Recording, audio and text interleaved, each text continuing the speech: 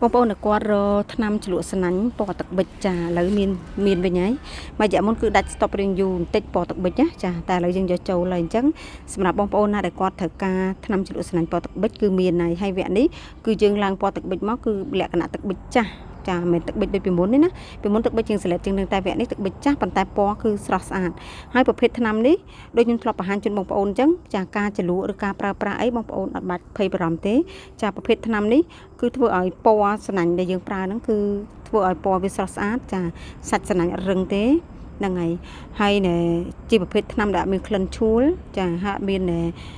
ពណ៌ជាប់ដៃឬក៏ប្រឡាក់របស់របរដែលយើងប្រើប្រាស់ក៏អត់ដែរប្រភេទថ្នាំនេះគឺងាយស្រួលក្នុងការជ្រលក់អញ្ចឹងសម្រាប់បងប្អូនគាត់មានតម្រូវការជាមួយនឹងពណ៌ស្នាញ់អីហ្នឹងហើយគាត់អាចធ្វើការកំងបានធម្មតាសម្រាប់ពណ៌ទឹកប៊ិចគឺយើងមានវិញហើយអញ្ចឹងវគ្គនេះគឺខ្ញុំជ្រលក់ពណ៌ទឹកប៊ិចឲ្យបងប្អូនមើលទឹកប៊ិចវគ្គនេះគឺដិតខ្លាំងណាចាអ្នកដែលគាត់ស្រឡាញ់ពណ៌ទឹកប៊ិចដិតហើយ